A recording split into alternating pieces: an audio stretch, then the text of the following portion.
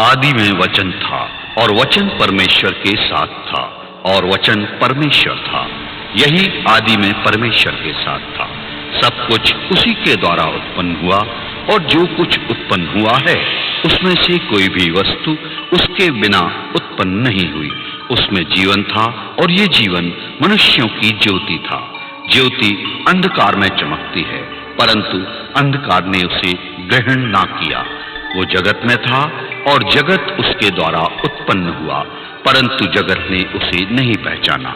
वो अपने घर आया और उसके अपनों ने ही उसे ग्रहण नहीं किया परंतु जितनों ने उसे ग्रहण किया उसने उन्हें परमेश्वर की संतान होने का अधिकार दिया, अर्थात उन्हें जो उसके नाम पर विश्वास करते थे वे ना तो रक्त से, ना शरीर की इच्छा से और ना मनुष्य की इच्छा से उत्पन्न हुए हैं परंतु परमेश्वर से उत्पन्न हुए हैं। वचन देहधारी हुआ, उसने अनुग्रह और सच्चाई से भरपूर होकर निवास किया। हमने उसकी ऐसी महिमा देखी जैसी पिता के इकलौते पुत्र की महिमा। उसके अनुग्रह की परिपूर्णता से हम सब ने अनुग्रह प्राप्त किया, अर्थात अनुग्रह पर अनुग्रह, क्योंकि व्यवस्था तो मूसा के द्वारा की गई थी परंतु अनुग्रह और सच्चाई यीशु मसीह के द्वारा पहुंची। परमेश्वर को किसी ने कभी नहीं देखा परंतु एकमात्र परमेश्वर पुत्र ने जो पिता की गोद में है उसे प्रकट किया। देखकर जहां की हालत को यूं तरस खाया उसने, छोड़कर आसमां को जमीन पर आशियां बनाया उसने। मुंह फेर कर क्यों चला फिर भी ऐ नादान इंसान, तेरी ही खातिर अपने आप को सूली पर चढ़ाया उसने। कुर्बान हो गया वो पापी जहां के खातिर, सूली पे चढ़ गया वो जग के गुनाह के खातिर, जग के गुनाह के खातिर। बख्शी हमें आजादी, कुर्बानी मेरे मसीह की। सुनी जहां में है क्या हालत की है मसीह की, कैसे बयां करूं मैं मुसीबत मेरे मसीह की, कैसे बयां करूं मैं मुसीबत मेरे मसीह की। जुल्मी जहां में है क्या हालत की है मसीह की, कैसे बयां करूं मैं मुसीबत मेरे मसीह की, मुसीबत मेरे मसीह की, मुसीबत मेरे मसीह की। Hallelujah, hallelujah. यरूशलेम के निवासियों, परमेश्वर की जय जयकार करो। तुम जो यरूशलेम की मुक्ति की राह देख रहे थे, आनंद मनाओ, आनंद मनाओ, क्योंकि जिसकी राह तुम देख रहे थे वही यीशु मसीह आज पैदा हो गया है। आनंद मनाओ, परमेश्वर का धन्यवाद करो, धन्यवाद करो, क्योंकि उसने हमारे बीच एक ऐसा उद्धारकर्ता भेजा है जिसके हाथों में हमारी मुक्ति है। उसकी स्तुति करो। तब यूसुफ और मरियम गलील प्रदेश में अपने नगर नासरत को लौट गए। जरा सुनिए, क्या बात? हम लोग पूर्व से आए हैं और एक अद्भुत चमकते तारे की अगुवाई से यहाँ आ पहुंचे हैं।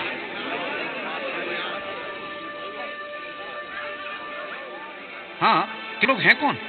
हम लोग ज्योतिषी हैं। उस तारे में ऐसी कौन सी खास बात है जो आप लोग इतनी दूर से यरूशलेम आए हो? वो तारा ये दर्शाता है कि यहूदियों के राजा का जन्म हो चुका है।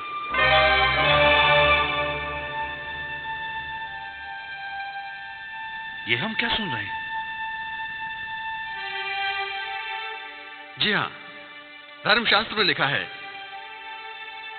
क्या आप बता सकते हैं कि उस राजा का जन्म कहाँ हुआ है? नहीं, हमें तो मालूम नहीं। बहुत आश्चर्य की बात है। हम उस तारे का पीछा करते हुए पूर्व से यहाँ आए हैं, और आप लोग यहाँ रहते हुए भी आपको ये नहीं मालूम कि आपके राजा का जन्म कहाँ हुआ है?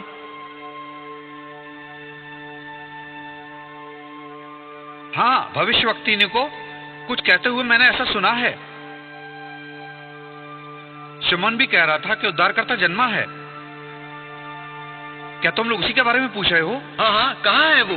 हम उसी को देखने आए हैं। ये तो मैं नहीं जानता, पर इतना यकीन के साथ कह सकता हूँ कि वो लोग मंदिर में थे। उन्हें तो यहाँ से गए बहुत देर हो चुकी है। कहाँ? आओ हम मंदिर में पता लगाएं। मंदिर कहाँ है? वो उधर।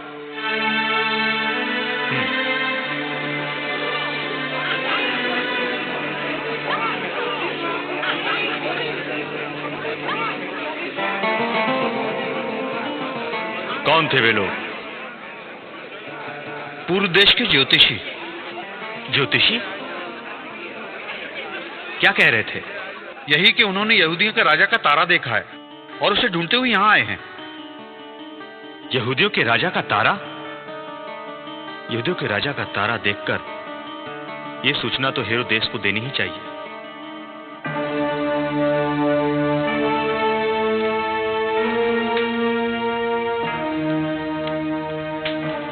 महाराज हेरोद की जय हो।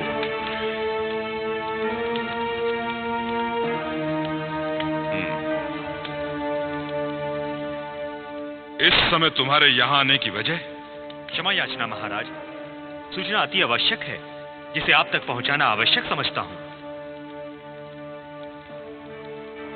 क्या खबर लाए हो? 3 विदेशी पूर्व दिशा से आए हैं। उनके कुछ साथी भी हैं। वे नगर के बाहर ही ठहरे हैं। वे यहूदियों के राजा जिनका जन्म हुआ है उनके बारे में पूछताछ कर रहे थे। तुम क्या कह रहे हो? क्षमा महाराज, ऐसा वे लोग कह रहे हैं। उन्होंने और क्या कहा? वे ये भी कहते हैं कि उन्होंने नए बालक के जन्म का तारा देखा है और वे तारा का पीछा करते करते यहां तक पहुंच चुके हैं। क्या वे इसी तारे के बारे में बता रहे हैं? महाराज, इसे देखकर हम भी सोच। मेरे लिए कोई आज्ञा? महाराज, मेरे लिए कोई आज्ञा? तुरंत जाओ और जाकर न्याय गुरु और महायाजकों को इसी समय बुलाकर लाओ, ताकि हम उनसे कुछ आवश्यक और महत्वपूर्ण बातें पूछ सकें। जाओ। हाँ महाराज।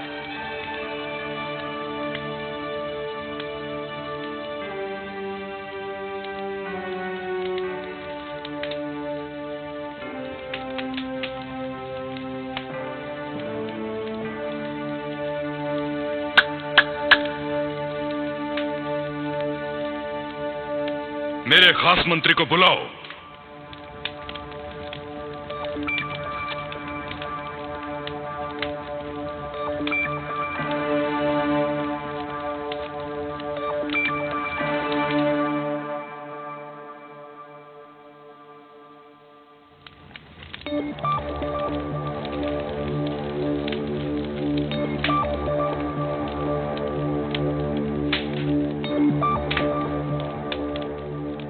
मंत्री सुनो। महाराज हेरोद की जय हो। क्षमा याचना महाराज। उन्हें लेकर आओ। हाँ महाराज।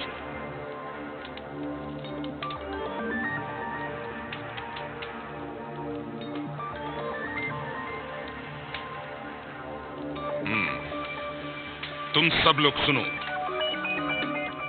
हमने तुम्हें यहाँ इसलिए बुलाया है क्योंकि हम जानना चाहते हैं कि मसीह के जन्म के बारे में तुम्हारा धर्मशास्त्र क्या कहता है। मसीह का जन्म कहां होना चाहिए? महाराज, यहूदिया के बेतलहम में, क्योंकि भविष्यवक्ता के अनुसार यूं लिखा गया है कि हे बेतलहम जो यहूदा के देश में है, तू किसी रीति से यहूदा के अधिकारियों में सबसे छोटा नहीं है, क्योंकि तुम में से एक अधिपति निकलेगा जो मेरी प्रजा और इज़राइल की रखवाली करेगा। हाँ महाराज। हाँ महाराज। महाराज, केवल आप ही इस बात से इतना चिंतित नहीं हैं, हम भी इस बात से काफी चिंतित हैं। नगर में चारों ओर जो अफवाह हन्ना और शिमोन ने फैलाई है, उसके समाधान में हमें क्या करना चाहिए? क्योंकि नगरवासी इस समाचार से काफी उत्साहित हैं।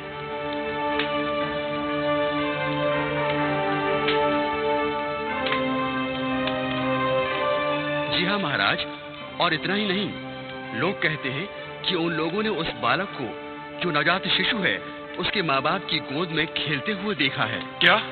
जी हाँ महाराज। वो बालक यरूशलेम में है और मैं तुम्हारा राजा। मुझे अभी पता चल रहा है। कहाँ है वो बालक? हम तो केवल इतना ही जानते हैं महाराज, वो बालक मंदिर में था, जैसा कि लोग कहते हैं। इसका मतलब ये हुआ कि पर अभी कोई नहीं जानता कि वो बालक कहाँ है। वो अवश्य बैतलहम गए होंगे। तुम जा सकते हो, परंतु सावधान रहना। जो कुछ भी तुम सुनो, वो तुरंत हमें सूचित करो।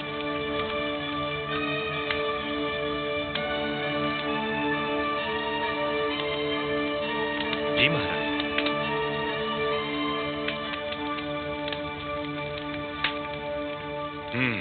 तुम क्या समझते हो? जी महाराज, यह संभव हो सकता है कि वे अभी यरूशलेम में ही ठहरे हों, पर आपकी चिंता का कोई कारण नहीं दिखाई देता। मैं सोचता हूँ कि आपको नगर में खोज करवानी चाहिए।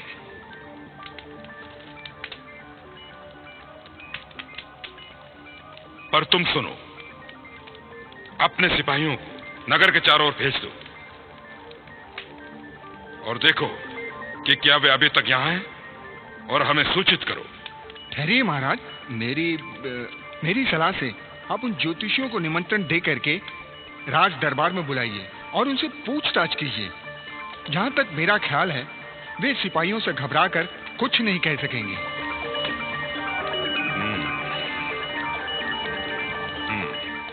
तुम ठीक कहते हो।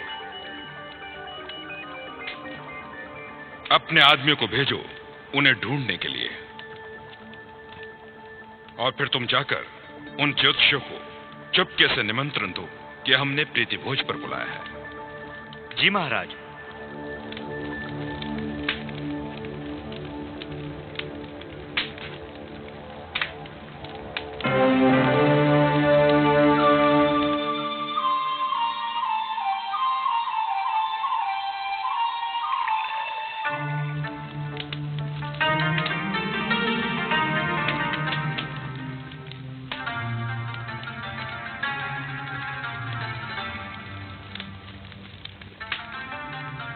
अल्पाहार स्वादिष्ट था। हाँ, बहुत स्वादिष्ट।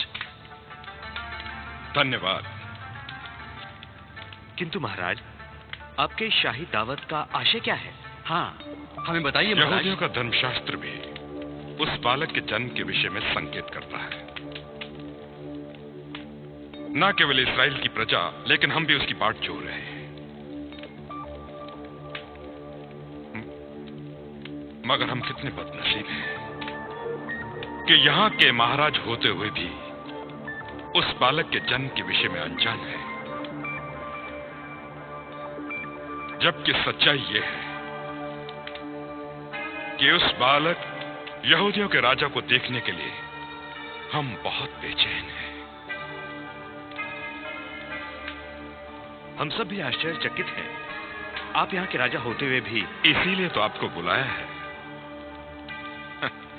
इसीलिए तो आपको बुलाया है। आप लोग तो जानते हैं कि राजधानी में पूरा समय जाता है और सावधानी भी रखनी पड़ती है। हाँ, लेकिन क्या आप मुझे बता सकते हैं कि तारा ठीक किस समय दिखाई दिया? इस बात को बहुत समय बीत चुका है। करीब 2 वर्ष पूर्व। पर क्या यहूदी धर्मशास्त्र इसके जन्म स्थान के विषय में कुछ जानकारी देता है? महाराज, पूरे शहर की छानबीन हो चुकी है, पर ऐसा लगता है जैसे वो दूसरे शहर चले गए हैं। हाँ, बैतलहम। बैतलहम वो कहाँ है? यरूशलेम से दक्षिण में लगभग 9 किलोमीटर दूर। आप लोग जाइए और उस बालक का ठीक ठीक पता लगाइए।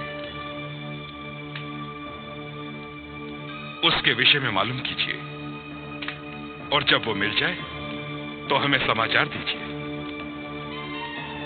ताकि हम भी आकर उसे प्रणाम करें।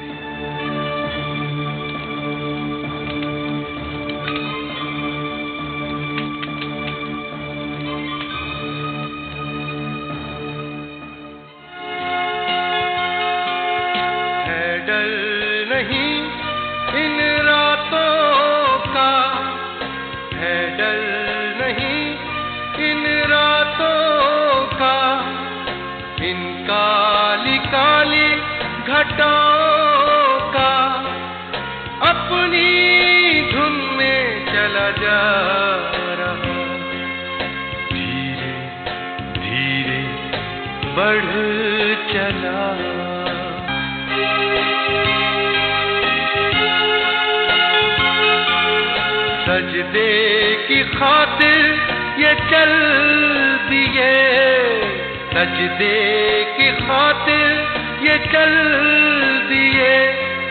सोना लोभान गंधरस लिए, दर्शन को चला जा रहा। धीरे धीरे बढ़ चला मंजूसियों का काफिला। एक ही लगन जाएंगे हम, जन्मा मसीह जहां। धीरे धीरे बढ़ चला। परमेश्वर की महिमा हो। परमेश्वर का धन्यवाद हो। यहूदियों के राजा के रूप में तेरी महिमा देखी। और हाँ प्रभु, और उद्धारकर्ता मुक्तिदाता के रूप में तेरी महिमा देखी। और हाँ प्रभु, तेरी महिमा के राज्य का अंत कभी ना हो, कभी ना हो। आमीन।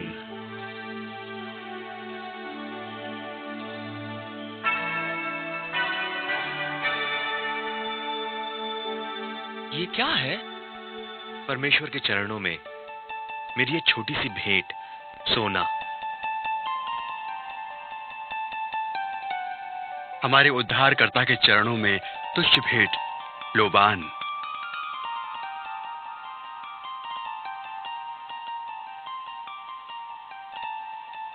हमारे मुक्तिदाता के आगमन की खुशी में गंधरस।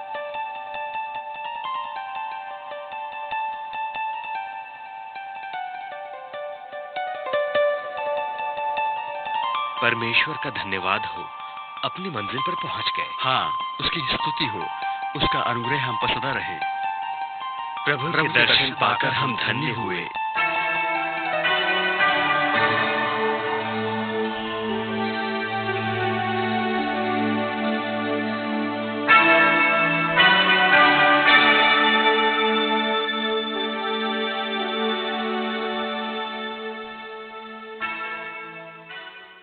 ये तारा कहाँ गायब हो गया? कहीं दिख नहीं रहा।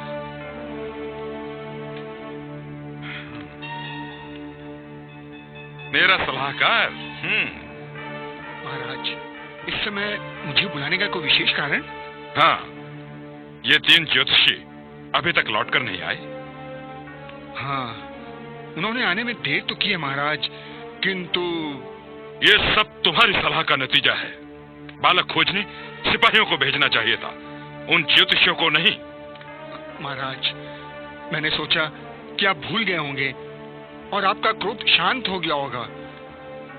किंतु महाराज, मैं ये कैसे सहन कर सकता हूँ कि महाराज हेरोदेस धार्मिक आस्था और भविष्यवाणी के आधार पर एक बालक के सामने झुककर दंडोत करे? सत्य, बिल्कुल सत्य। हम राजा हेरोदेस उस बालक को दंडवत कैसे कर सकते हैं? लेकिन तुम मूर्ख सलाहकार, तुमने नहीं देखा उन 3 विदेशियों ने मुझे धोखा दिया, और ये सब तुम्हारी वजह से, सिर्फ तुम्हारी वजह से। यदि भविष्यवाणी सच हुई तो क्या होगा? तुमने सोचा हम तुम्हारे साथ क्या कर सकते हैं? ध्यान से सुनो, यहूदियों को नए राजा की आवश्यकता नहीं है, लेकिन एक नए सलाहकार की जरूरत है।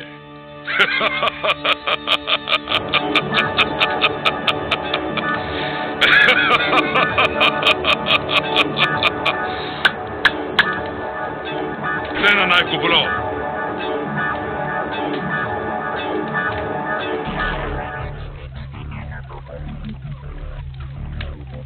उन ज्योतिषों ने मुझे धोखा दिया, इस मूर्ख सलाहकार के कारण।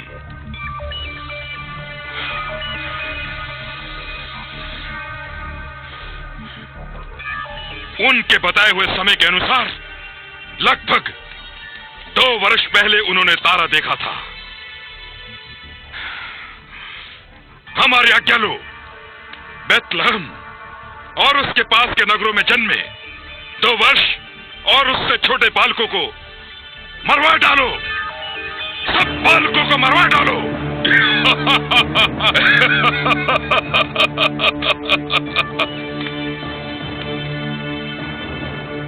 किंतु महाराज, आपकी प्रतिष्ठा पर आज हम कुछ सुनना नहीं चाहते, हम कुछ सुनना नहीं चाहते।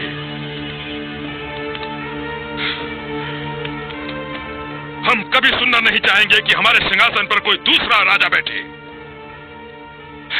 हम सारी सीमाएं पार कर जाएंगे, यहां तक कि बच्चों को भी मरवा डालना पड़े।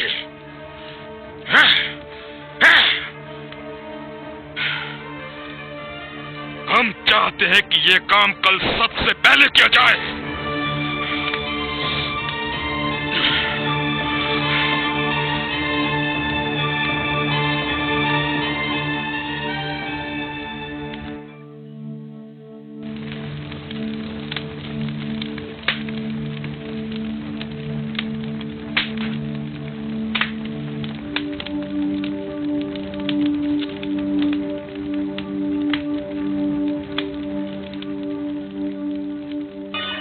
हे बालक, सावधानी पूर्वक मेरी चेतावनी सुन और जैसा मैं कहता हूं वैसा ही कर।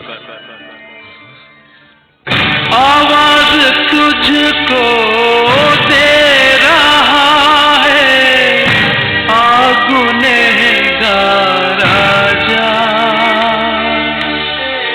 मार्ग हूँ मैं मुक्ति का, आ तू मेरे पास आजा। ऐसी बुलाहट है तेरे लिए मेरे प्रभु की आस, कलवरी से बह रही है खून की जो धार। ये है मेरे लिए मेरे मसीहा का प्यार, कलवरी से बह रही है खून की जो धार।